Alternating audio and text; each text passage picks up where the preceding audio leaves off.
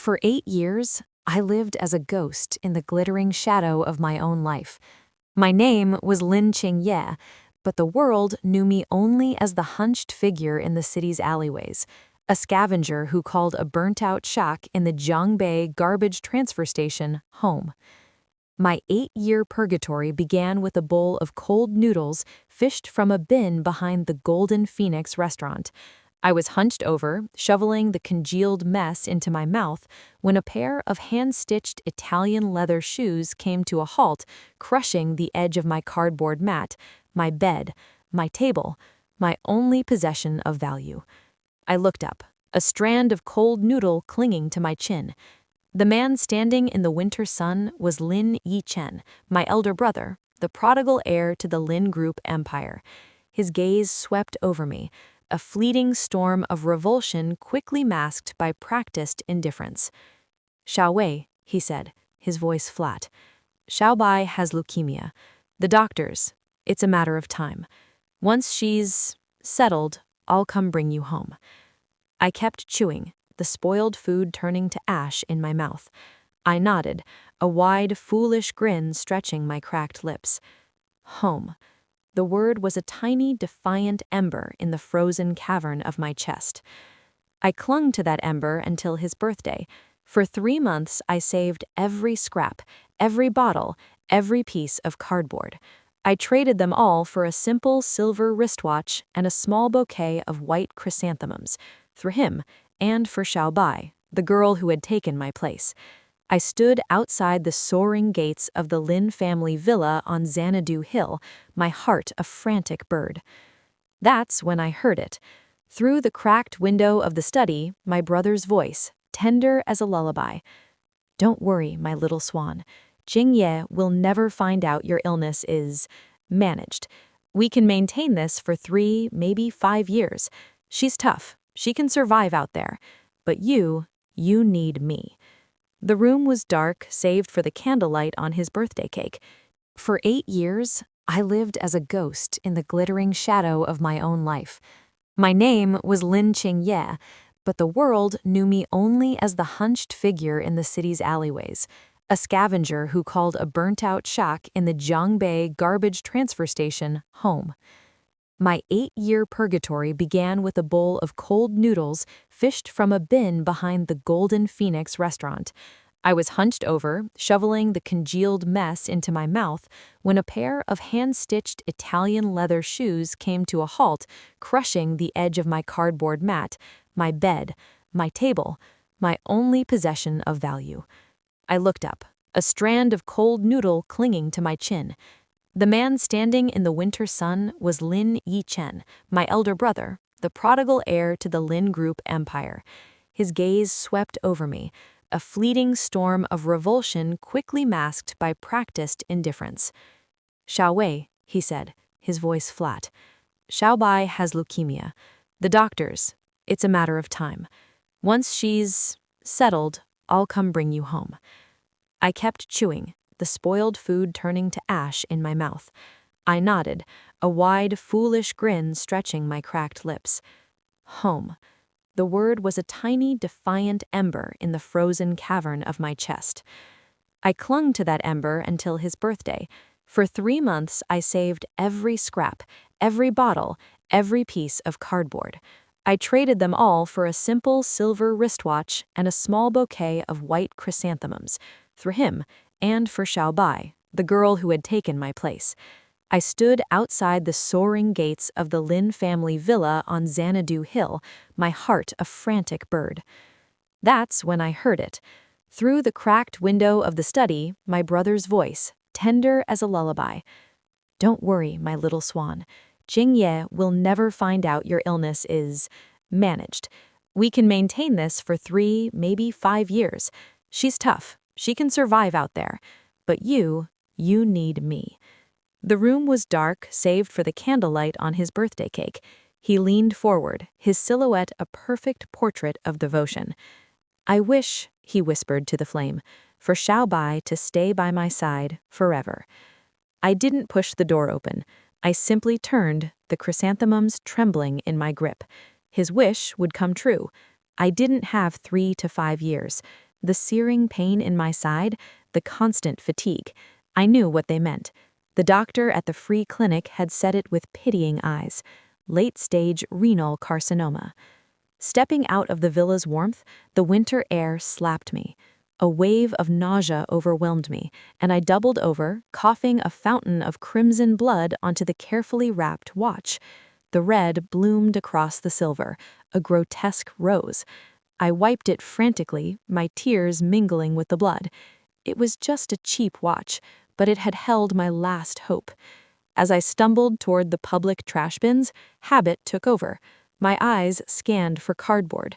That's when a lens invaded my vision. Exploring the Underbelly, Episode 3, a cheerful, too bright voice announced. The man holding the camera was clean-cut, handsome in a sharp, modern way. How about we follow this little stray today? I flinched, waving my hands. No, please. He simply flashed a QR code on his phone. 500 yuan, a day's work, cash up front. His smile didn't reach his eyes. 500 yuan.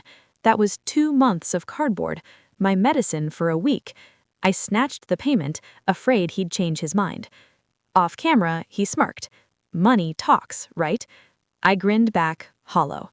Money is useless to the dying. It's only the living who need it. My name was Lu Young, he said, a vlogger documenting social contrasts. He took me to the Golden Phoenix, the very restaurant whose bins I knew so intimately. You must be starving, he said, his voice dripping with performative sympathy, as he led me towards the opulent entrance. I played my part, clutching my threadbare coat. I've never been to such a place. His smile was triumphant. He didn't know I was a regular here, not as a guest, but as a nocturnal shadow. I'd watched, night after night, as Lin Qingyue escorted Xiao Bai, dressed in silks and smiles, through those golden doors. The restaurant's leftovers were my feast. Once, nestled among the bones and gristle, I'd found a sapphire necklace. Xiao Bai was engraved on the clasp, an outdated trinket, discarded without a thought. I'd fastened it around my own grimy neck, my reflection in a public bathroom mirror a pathetic parody of the princess within. Lu Yang's camera was a relentless eye. Why scavenge? No family? I held up 2 fingers, then a third. I've had 3 homes. His eyebrow arched. 3? Lucky you. And so, under the crystal chandeliers, I told him of my first home. At 5, I was sold for a pittance to a couple in the remote Yifang Mountains. A girl was worthless there. My days were an endless cycle of herding sheep, my meals a single cold potato, my bed the stinking straw of the sheep pen. In winter, I slept curled up against the animals for warmth. But you know, I said, tilting my head back to stop the tears, a proud smile on my lips, whenever I was about to freeze or starve, I'd dream of my real family. My mother's perfume, my father's laugh, and my brother, Yi Chen. He'd hold me and call me his little treasure. Lu Yang's smirk vanished. The food arrived, braised pork ribs, fragrant and steaming. He placed one on my plate. Eat. I shook my head, my stomach churning. I don't eat meat. He laughed. A beggar with principles? The story of the big yellow dog, Brother Huang, tumbled out. How he saved his food for me. How my first taste of meat was a greasy bone, a divine delicacy, until my foster father leered, "Good, huh? That's Brother Huang's meat. We slaughtered him." I vomited until there was nothing left. After that, I finished, pushing the plate away. I quit. Lu Yang stared at the rib, his throat working. He suddenly waved over the waiter. "Take these away. Bring vegetarian dishes, now." After the meal, I asked for the leftover meat to be packed. His sympathy curdled into disdain for the camera. See? Can't keep up the act. A little liar. I said nothing. He insisted on seeing my home. His car navigated the treacherous path to the Jiangbei dump. The skeletal frame of my fire-blackened shack stood against the gray sky. As we got out, my phone rang, a girl I sponsored. "Sister Yue, the money came. You shouldn't send so much. Do you have enough?" I puffed out my chest, my voice bright. Sis is rich. I'm the daughter of the Lin family. I live in a mansion, drive a sports car, eat delicacies. Every day. Don't you worry." Lu Yang stared at the wasteland, then at my three-wheeled cart. "This is your mansion? Your sports car?" He kicked the cart. "Low carbon, I'll give you." He saw the transfer record on my phone, his 500 yuan already sent to the student.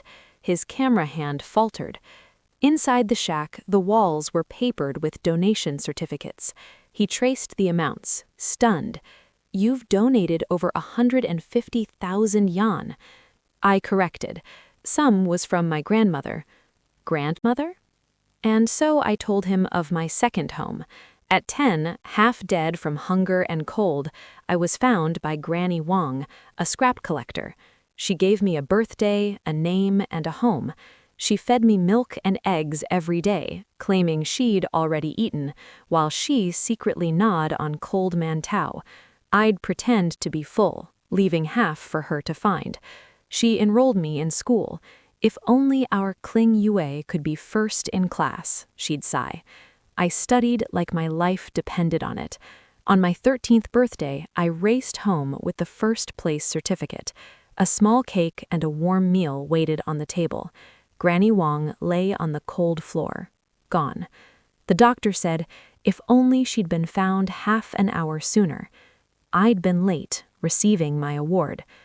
My name means clear moon, but I could never seem to hold on to anything clear or bright. I dropped out, took up Granny Wang's mission, and became a scavenger to fund the dreams of other girls. Suddenly, I remembered. I grabbed a steel bowl, ran outside, and banged it.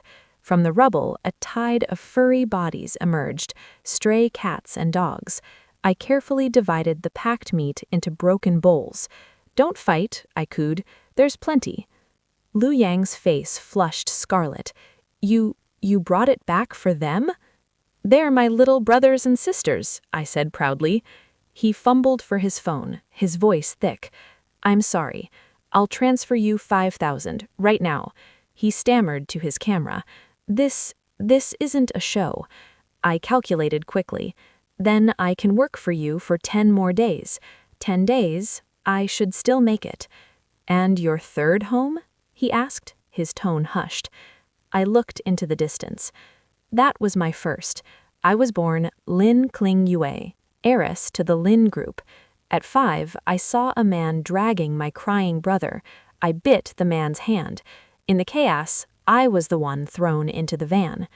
Lu Yang's jaw dropped. He searched on his phone, finding the old news. Lin family daughter abducted. Parents die of broken hearts. Heir vows to find sister. Then newer articles. Lin Yichen adopts orphan girl, dotes on sister Xiaobai. I gave a watery chuckle. Funny, isn't it? He found me. He just doesn't want me. "Why don't you go to him?" Lu Yang exploded. "I'm afraid, and I'm out of time." Blind with fury, Lu Yang dragged me to Sanadu Hill. Standing before the villa's imposing gates, that foolish ember of hope flickered once more. In the study, we heard Xiaobai's tearful whisper, "Brother Yichen, if Qingyue insists on coming back, would you abandon me?" My brother's reply was gentle, absolute. "I've raised you for 6 years, don't you know? I would abandon her 1,000 times before I ever abandon you." Lu Yang kicked the door open. The confrontation was brutal. Xiaobai saw the necklace. "Thief!" she screamed, lunging for it. In the struggle, my nail grazed her hand. Crack. Lin Yiqian's palm connected with my cheek. The world exploded in white-hot pain. Raised on the streets with no manners, stealing and lying. He threw a wad of cash in my face. "It's always about money. Get out. I said I'd bring you back after Xiaobai was gone. Must you disgust us like this?" The bills fluttered like dying leaves. A metallic sweetness flooded my throat. I coughed, and a spray of blood arced through the air, staining the money at his feet. For a second, panic flashed in his eyes. Xiaobai clung to him. She's even using fake blood packs. What an actress. The panic died. Get out, he said, ice cold. The world tilted. The last thing I heard before darkness was his dismissive chuckle, plain dead so convincingly, when you really die, I'll come take you home. I woke in a hospital bed to Lu Yang's swollen, walnut-like eyes. Why didn't you tell me you had kidney cancer? He blasted. Even the richest man's daughter can't afford the cure, I rasped. The doctor confirmed it. A transplant was the only hope, costing 800,000 yuan with no guarantee of a donor. Lu Yang gripped my hand. Let me help, please. His voice broke as he confessed a childhood tragedy, a sister he couldn't save from drowning. Let me save you. Brother? The word slipped out. He froze, then wept openly, hugging me. Say it again, little sister. He sold his apartment, his dignity. The proud vlogger became a live streaming clown, barking for gifts, bowing for donations. He hid it from me, always boasting, "Look, we're getting there." Finally, the hospital called. A matching kidney. We signed the forms. I waited for him at the hospital gate for 4 hours in the freezing dawn, my heart singing with a fragile newfound hope. He arrived, breathless. Then Lin Qingyue walked out of the administrator's office, Xiao Bai smirking on his arm. The kidney meant for me was now destined for her fictitious leukemia taking precedence over my very real decay. We'll talk when you're dead, Lin Qingyue said to me, his gaze flat. Let's see how long the act lasts. The ember went out. Lu Yang raged. I comforted him. We lied to each other about finding another donor. I asked him to take me out of the hospital, to capture what life I had left. He took me everywhere, from thrilling roller coasters to the serene, broken bridge at West Lake, pushing my wheelchair as my strength failed. On my birthday, a girl I sponsored came to see me. She'd imagined a tycoon, not a skeletal girl in a wheelchair. She cried, offering me milk I no longer had the strength to drink. "What's your wish?" Lu Yang asked, eyes shining with unshed tears. "A resurrection scroll," I quipped. Then softly, "Or, in the next life, let me be a flower, a fish, a bird, anything but a human. It's too hard. I won't be coming back." He left on a desperate overseas search for a miracle, promising to return for New Year's Eve. Alone in the shack, the pain became a constant scream. On the eve of the new year, the door crashed open. Not Lu Yang, but Lin Qingyue, silhouetted by snow. "Still not dead?" he asked, his voice colder than the wind. Xiao Bai hovered behind him, pouting. He criticized my thinness, my appearance. "Come back for the reunion dinner," he said gruffly, reaching for me. I pulled away. "I'll wait for Brother Yang." "Suit yourself." He turned to leave, then paused. "Don't you have anything to say to me?" I looked at him. All the words of 18 years dissolving into a void. My strength was ebbing. A final, deep longing took hold. I reached out a trembling hand. "Brother, can you hold me? Just once?" He stood frozen. For a second, he seemed to move toward me. Then Xiao Bai ran out with a sob. He stopped, turned, and chased after her. That embrace I'd dreamt of for 18 years slipped through my fingers like melting snow. I stumbled out, following their twin sets of footprints in the fresh snow, a phantom chasing a ghost.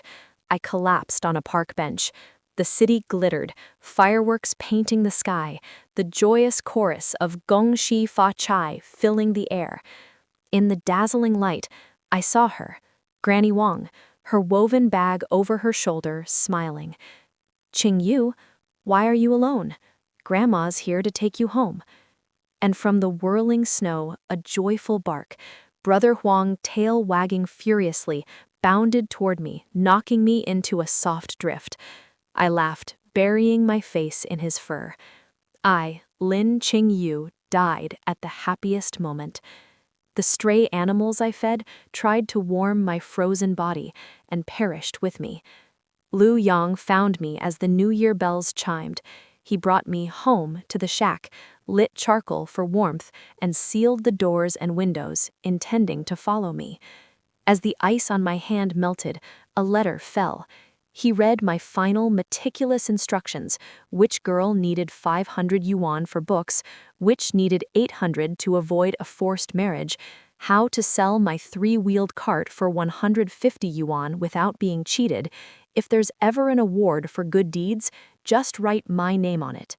Your sister, Qingyue. He gasped, fighting his way to open the windows, gulping in the cold, living air. He posted his videos under the title, 18 Years, The Life and Death of Lin Qingyue. The internet erupted. 3 days later, he needed a family signature for cremation. He took my body to the Lin Villa, where Lin Yichen was hosting a lavish coming-of-age gala for Xiaobai. Lu Yang barged in on my trash cart. "Lin Yichen, I've brought Qingyue home." Disbelief turned to horror as Lin Yichen touched my icy, rigid form. Dashcam footage from a netizen revealed the truth. Xiaobai threatening me in the dump, beating me, burning my shack. "Just die quietly," she'd snarled. The final thread of his sanity snapped. The truth of the stolen kidney, of Xiaobai's lies, of my silent suffering, crushed him. He fell to his knees, clutching my stiff hand, begging a corpse for forgiveness. Lu Yang looked at the broken man. A half-month ago, she needed 800,000 yuan and a kidney. Now she just needs 80 yuan worth of flowers each year.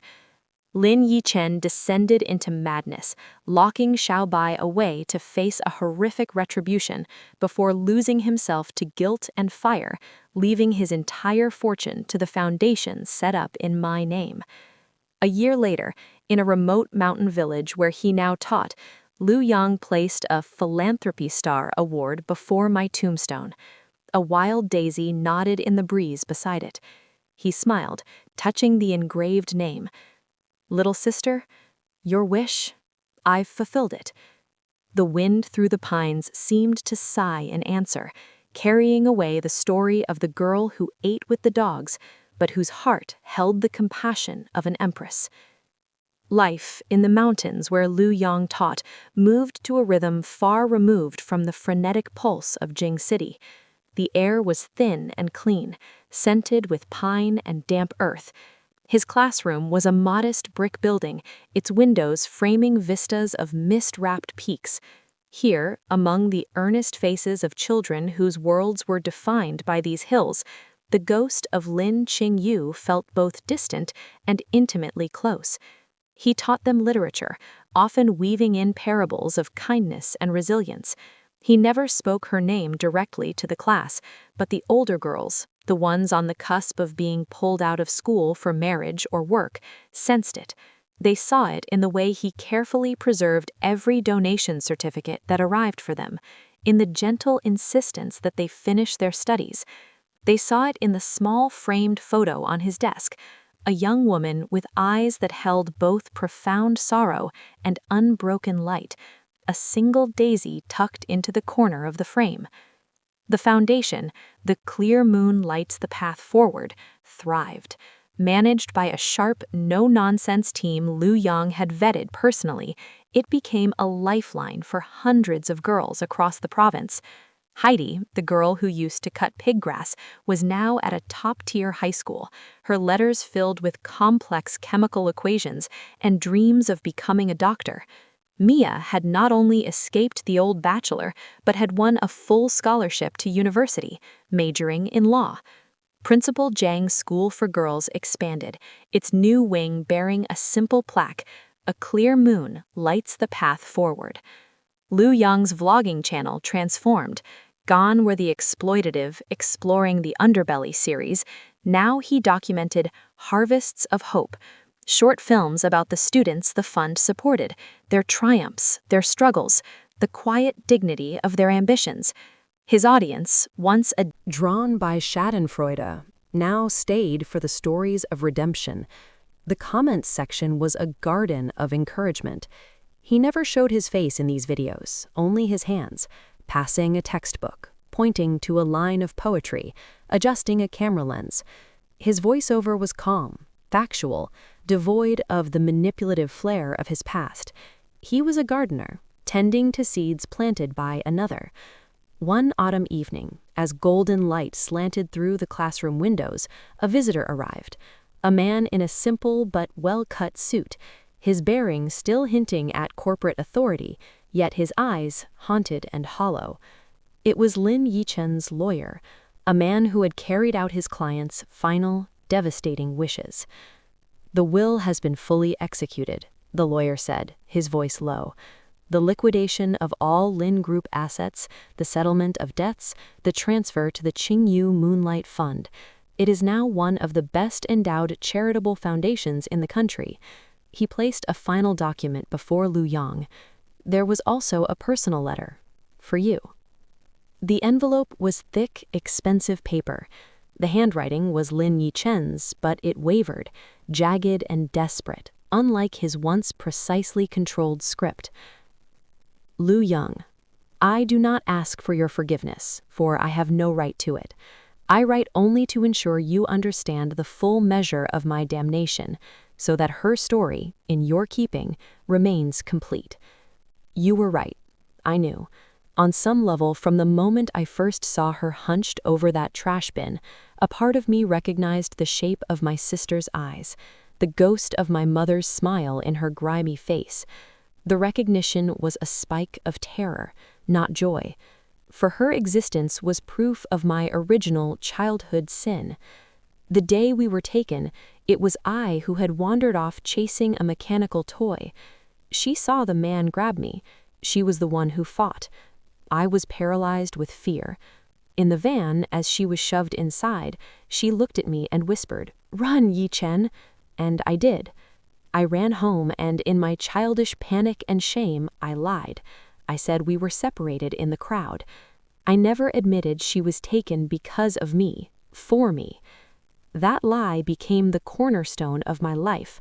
My parents' grief, their subsequent decline, I let it fuel a narrative of my own victimhood, my relentless search for the lost sister. Finding Qingyue shattered that narrative. It would have meant confessing I was not the blameless victim, but the cowardly cause. Xiaobai, she was a carefully constructed solace, a blank slate upon which I could project the perfect, uncomplicated sibling love I felt I deserved, untainted by my own guilt. When Qingyue reappeared, she was not my salvation. She was my living indictment. Every act of cruelty toward her was a frantic attempt to bury that indictment. The money I threw, the slap, the stolen kidney, each was me screaming at the mirror she forced me to look into. I told myself she was an actress, a gold digger, anything to avoid the truth. She was my conscience, made flesh, and she was dying. The night of the snow, when she asked for that embrace, for 1 second I almost broke. But Xiaobai's tears were a familiar script, a return to the easier lie. Choosing her was the final, unforgivable betrayal of the truth. I am not writing to seek peace. There is none for me. The fire was not an accident. It was the only fitting end.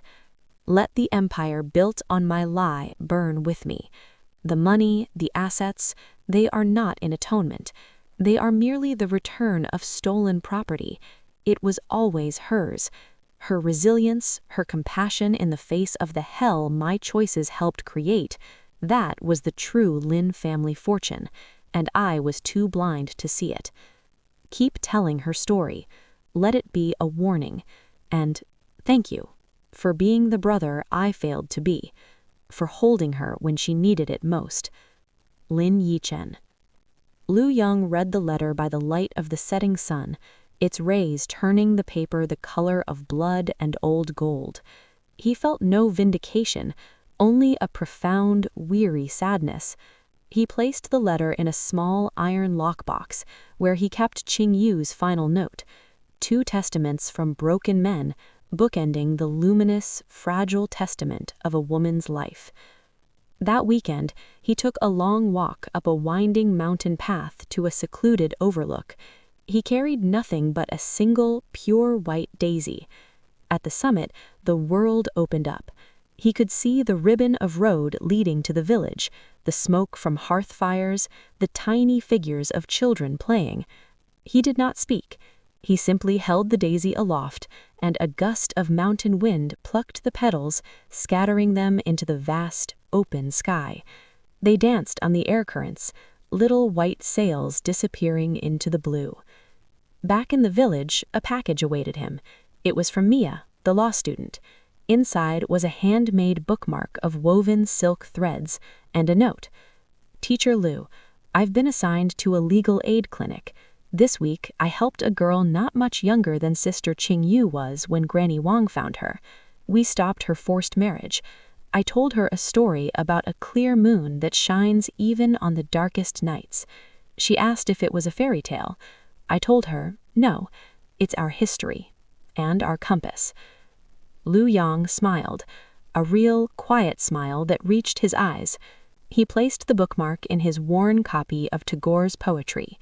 That evening, as he prepared his next Harvest of Hope video, this one about a shy girl in his class who had just won a national poetry contest with a verse about the moon's gentle, stubborn light, he felt a familiar presence.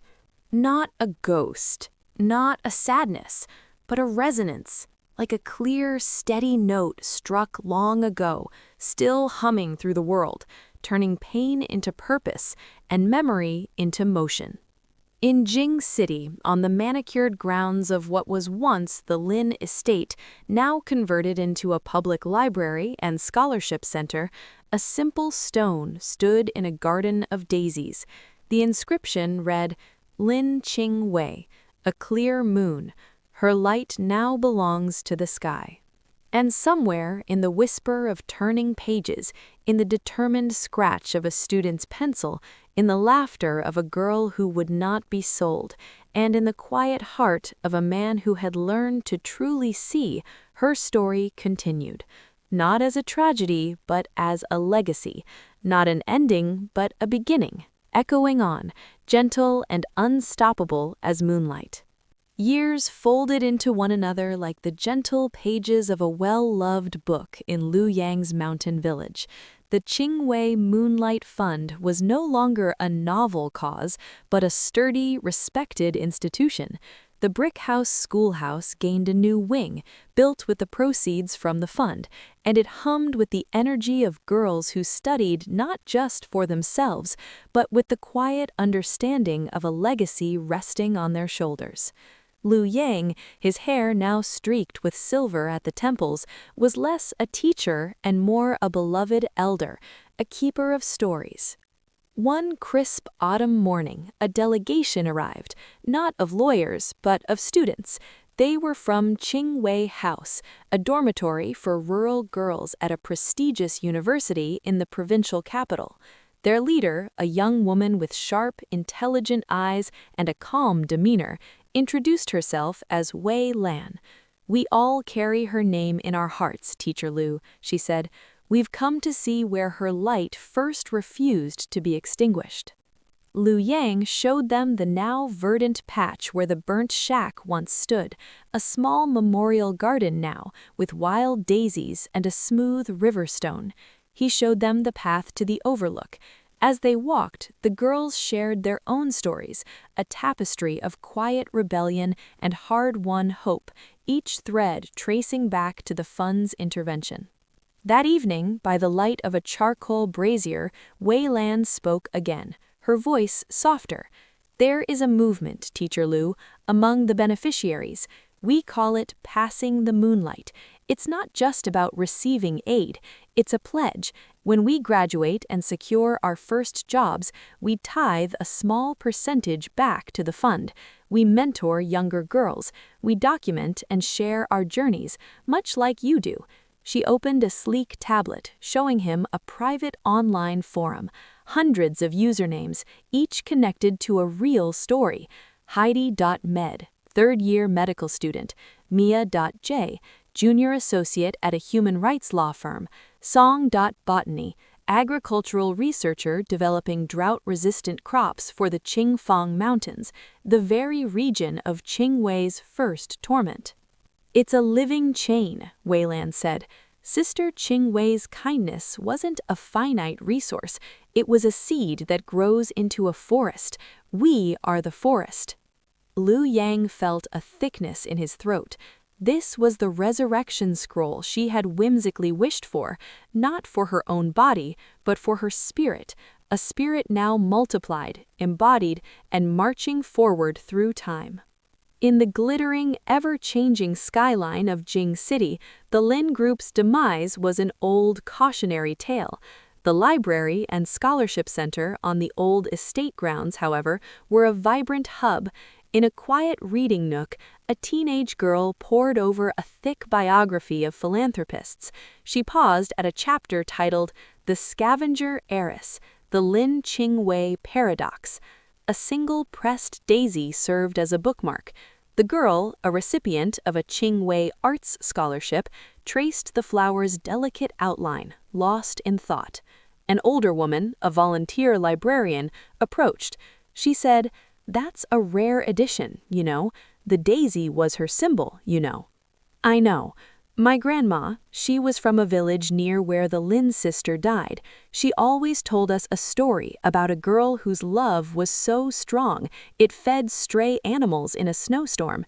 She said that kind of love doesn't freeze, it germinates." The librarian smiled, a knowing look in her eyes. "Your grandmother is a wise woman." The system Qingwei had been crushed by was being slowly, patiently rewired by the very lives she had empowered. Mia, the lawyer, was now spearheading a legal challenge to a regressive regional child labor law. Heidi, the medical student, was organizing free health clinics in the Qingfang Mountains, the very region of Qingwei's first torment.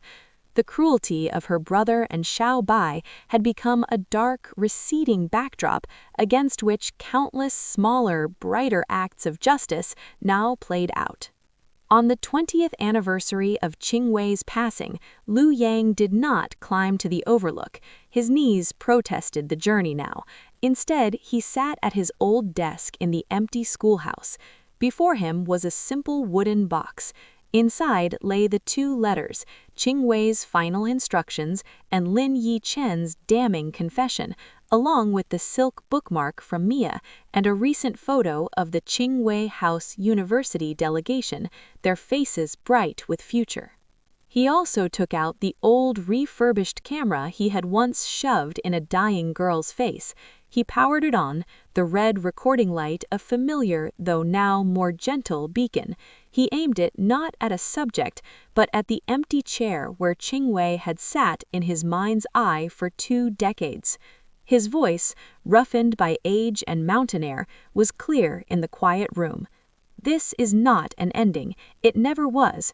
This is a check-in, if you will, to the source." He spoke of the living chain.